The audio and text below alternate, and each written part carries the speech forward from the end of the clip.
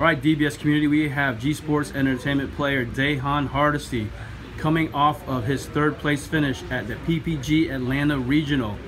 Dahan, what were your matchups in this event? Round one, I went against the mirror match. 2-0 that one. Second round, I actually went against the World Martial Arts Green Goku leader. He was trying to utilize feet Kamehameha. Round three, I actually went up against Blue Red Hirudegarn. Round four, we did a pan matchup. Round five was another pan. Round six, I was fighting against Cell, one of our friends, Ryan Fettler. Round seven was my only loss to Thomas Lippman, playing the blue-yellow trunk swap deck. Then round eight, I played against the mirror match again. All right, well, Dahan, that's a diverse meta that you just played. What were you playing this weekend? I was playing Hirudegarn swap. We were utilizing, of course, the Bardock engine with the Gotens. As you see, this is just the meat of the deck, the start of the engine. And you can't really go without these. So after you use these, of course, play this, take a life, just get some early aggression on with attacking and then swapping. So you never neg in hand size. You only use the Grandpa Gohans when you're running low on life or need a free or additional blocker. All right, after that, everybody knows what follows after that. You got your baby boy. This is your prize and possession that you're always digging for or mulliganing for. This card, it's honestly busted. One drop. He's a one drop. Let's be honest here, guys. Look at top three. Find whatever you need. The deck filtering in this deck is insane. As you'll see later, I have just many splashes of 2-0s and whatever because this card let me find whatever I need in a pinch. All right. Afterwards, we got our additional swap target. In case you can't find the Goten, you just have something else to go into, or you can swap into these to buff the Goten. So when the leaders are at 15k or under a bean effect, it helps them get over the hump to pressure more cards out of your opponent's hands. If not, it's just free yellow energy, as you need at least 1 or 2 yellow energies for the deck to continue firing. Now, since we're playing Hirudegarn, we have the free Hirudegarn engine of the Minoshas and Legs. The reason why I only have 3 and 2 is you only really need to resolve this effect once to get massive card advantage. Any other time that you actually get resolve 2, that's just a luxury bonus because you want at least 1 for your free blue energy, for your sensu beans, and because it's mainly just for your sensu beans, as you don't want to charge your unyielding spirit trunks or sensu beans to get your blue mana to use them. And of course with those, we have the best super combo in the game. I personally feel it's the best one. I can run extra cards in the deck or just some 10Ks and just cycle through them if they get clogged up in my hand for free, and just lets you dig through the deck for whatever answers you need. Just the power of drawing 2 over 1 has helped me win so many more games that it's just ridiculous. I could find whatever answer I needed in a pinch.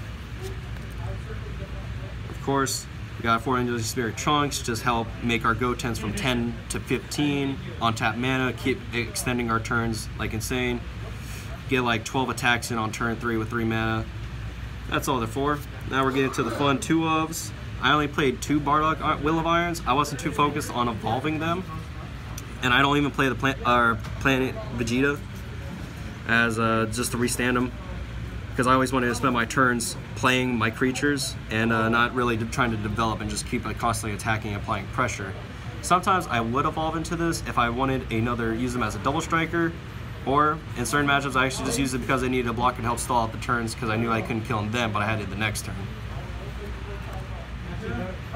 I only played 2 Unbreakable Super Saiyan Son Gokus due to the fact that when I'm playtesting, I found myself having more untapped energy than me spending it, and in most situations it was just free to play this. I still had enough untapped energy to keep going with my turns while developing more pressure and refilling my hand size throughout the game. Played 2 Genes, free blockers with the Bardocks, could help stave off a turn. You could be a little bit more aggressive when you had one, as you could play it and just be a free block, negate, however you want to look at it. And in some games I actually just used it because they would block my last attack and I would be tapped out. I would use this, they wouldn't negate or block this attack, and I would be able to combo a Trunks to continue extending my turns. You can play 2 Furthering Structure Trompas or the new Supreme Kais. Honestly, doesn't matter, same effect. Play these, make every threat. Once your opponent's had 2 life, a lethal threat, so they are forced to react upon the attacks, forcing negates on Gotens or Bardocks instead of any of your other bigger numbered battle cards. I play 2 Scientist Fu. You use it as your double striker, just draw cards. I mean, it's just a solid overall card. Everybody should be playing this card in their decks at this point, if you can, unless you're World Martial Arts Tournament.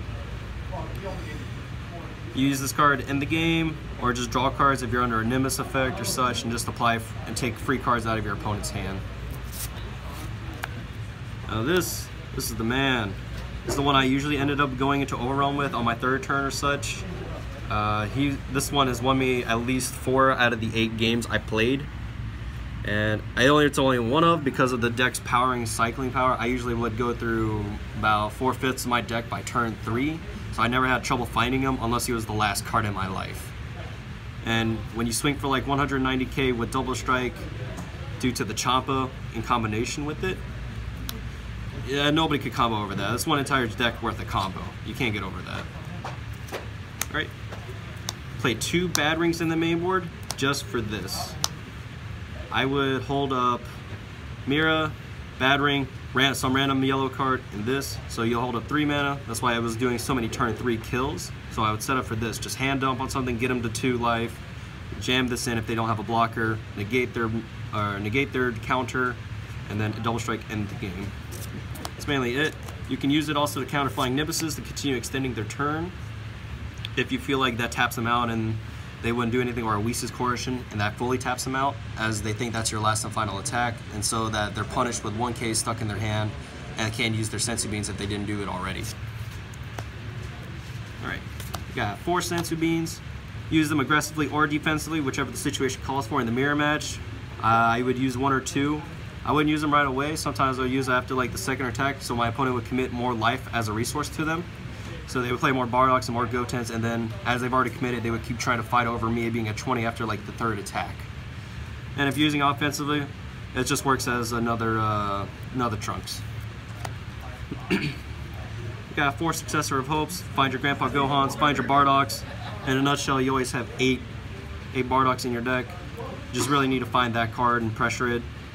And if anything else, it just deck thins your deck. So this equals 2 slots. Equals 1 of this and then a Bardock, so it helps you deck thin to find the pieces that you need throughout the game. Worst case worst, you discard it for Flying Nimbus or the Bad Ring Laser. Played 2 Flying Nimbuses in the main, helped out in my round 1 mirror matches. Other than that, if I didn't need it, it got discarded to Bad Ring Laser or Ahoy, and I only run 2 because of course I would find it cycling throughout the entire deck. And the man, the myth, the legend, the legendary flute. You got 1 of.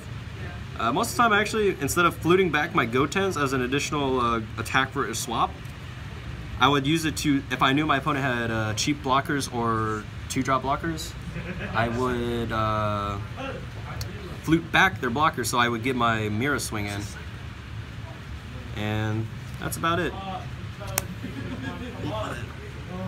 And for my sideboard, we got 2 Mafuba. Those for the SS Soul Striker matchups and the Vegeto, for anybody that plays the awe-inspiring Vegeto. I actually never boarded into it as I never got paired against them, but that was the only use for it. You would, if you couldn't kill them on turn 3, you would leave up 2 mana. As you know, they'll automatically slam down awe-inspiring Vegeto on turn 4, and then you just get them. You make them waste their turn, and then they only have 2 mana after they attack the Soul Striker, and then you just try to push them in from there. We got 2 more Flying Nimbuses for the main, to put in the main board after the games against the mirror match or any other swap deck.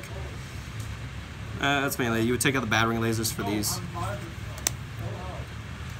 Got 2 Mass Saiyans, the Mysterious Warrior for the announcer matchups, as they like to flood the board with a bunch of 1-drops, or you kill a couple 1-drops in their 3-drops.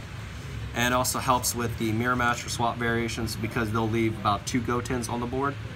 So you take out the 2 Gotens and apply double strike pressure at the same time.